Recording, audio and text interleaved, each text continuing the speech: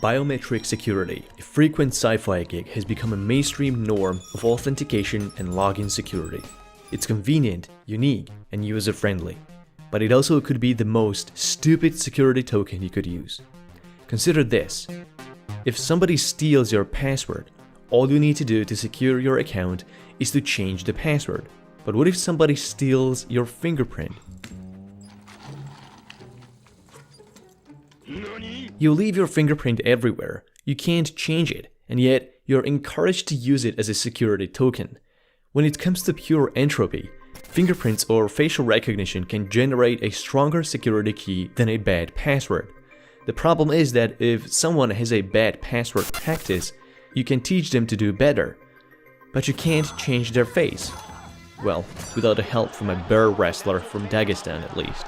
I want to change his face, make him humble, a little bit teach him, not only smash, like change his face. The whole promise of biometric security stands and falls on how easy it is to replicate and abuse biometric models.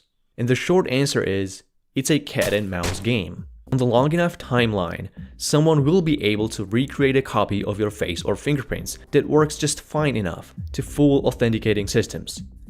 Once your biometric data is compromised, it affects all applications at once, and you will be affected for the rest of your life. Enterprise-level multi-factor biometric systems could improve security of the premises, but consumer-grade biometric authentication is more of a convenience measure than a security enhancement. When Apple first released Touch ID for iPhone in 2013, it was touted as the next step in the evolution of secure authentication. In just 24 hours, hackers found a cheap solution to break it. A photograph of your fingerprint taken from a glass surface, such as your very iPhone, is enough to recreate a replica that Apple's Touch ID would accept as your genuine fingerprint. This whole process takes about 30 minutes. Now you may think this still reduces your attack surface because hackers have to get physical access to your device and a fingerprint. But boy, is it way worse than that. Even just a high-resolution photo of your hands will give hackers enough data to construct a fake fingerprint. A German hacker was able to use press photographs of Germany's defense minister to duplicate her fingerprints. A quick scan of your photos posted all over social media may give hackers exactly what they need to achieve that. Now, before you start scrolling through your social media to delete any photo that has your fingertips facing the camera, let me reassure you that it's already too late.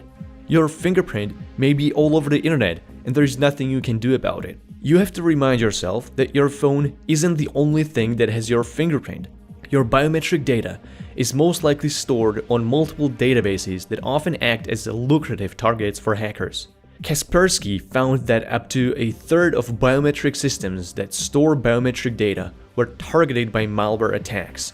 Further analysis showed there is an emerging market for mass distributed malware aimed at stealing biometric models from banks and financial systems.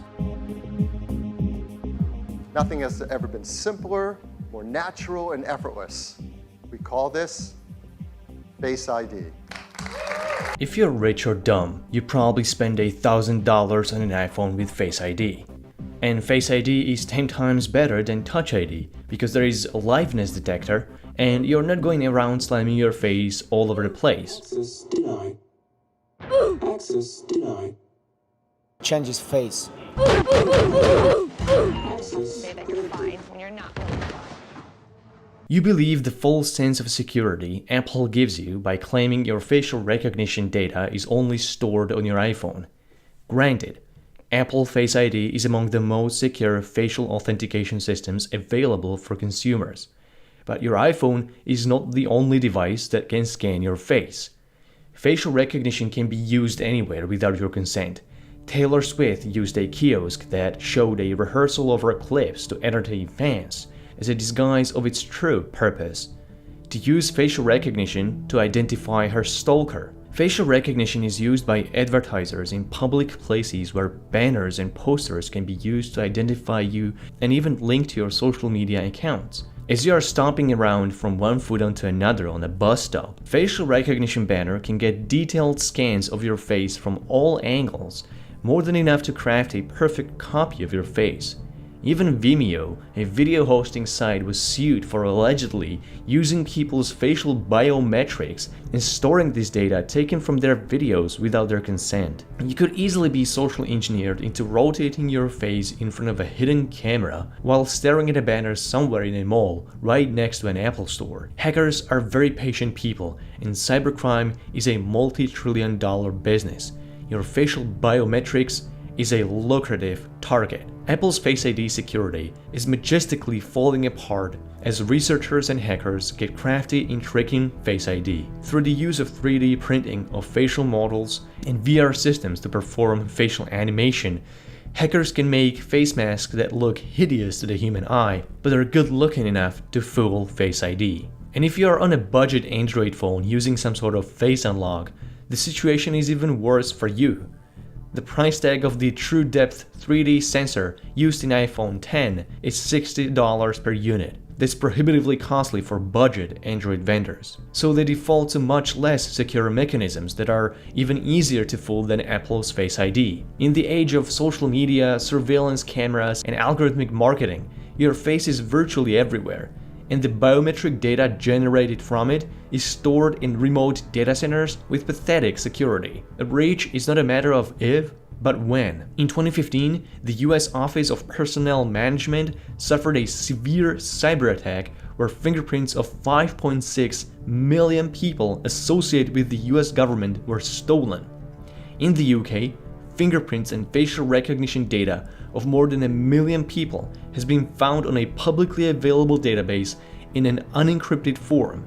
In an unsophisticated attack vector, researchers were able to access a total of 27.8 million records filled with biometric information and login credentials. Among the most alluring targets of profit-seeking hackers are major airliners. In cooperation with airport security and border control, airlines also rely on facial recognition to facilitate the process of travel and boarding. The convenience comes at the price of security. Cathay Pacific breach exposed data of 9.4 million customers in 2018, while British Airways a record-breaking fine of £183 million by the European Union for exposing passport, credit card, and other personal details of 500,000 customers. On top of that, biometric security will always be susceptible to false rejection rate and false acceptance rate. In the former, you may downgrade to less secure authentication mechanism to bypass faulty recognition system. Most phones with fingerprint sensor or face unlock feature, including iPhone, offer a backup solution to unlock your phone through a PIN or passcode, which means your phone is only as secure as the secondary unlocking mechanism, which for most non-security minded people is not secure at all. False positives among family relatives, including twins, parents, and their children and siblings, is not uncommon, and it significantly increases your attack surface. Your close relatives may share just enough similarities in their faces to confuse facial recognition. On the other hand, they all might be using different PINs or passcodes that are not known to one another. Unlike passwords, biometric data will always have greater than zero probability of false negatives and false positives. At the end of the day, biometrics is just a long password, and just like long passwords, it can be eventually brute forced. The best use of your biometrics is as part of a multi-factor authentication, where you have to enter something you know, something you have, and something you are. No modern smartphones are offering this level of protection. Security tokens, such as authentication USB keys from Yubico or NitroKey, are still the most secure way of authentication because for as much as we know, they are the least replicable, if at all. For device encryption, the long-established device still prevails. The longer the passphrase, the stronger the security of the encryption key. In many jurisdictions, the police may unlock your phone by forcefully using your fingers or your face, but in the US, you can evoke the Fifth Amendment to refuse to give out your password because you can't be compelled in any criminal case to be a witness against yourself. As of right now, biometric security as a one-off authentication event isn't going to be more secure than a strong passphrase or multi-factor authentication. A truly secure biometric implementation would be a continuous pattern recognition that constantly scans your behavior, gait, keystrokes, movement, voice, as well as face and fingerprints. For now, I will end this video with a quote from the German hacker group that broke Apple's Touch ID in 24 hours. "It is plain stupid to use something that you can't change and that you leave everywhere, every day as a security token." Thank you for watching. Please help this channel survive by donating to my Patreon or my Bitcoin or Monero wallets. Thank you for your support.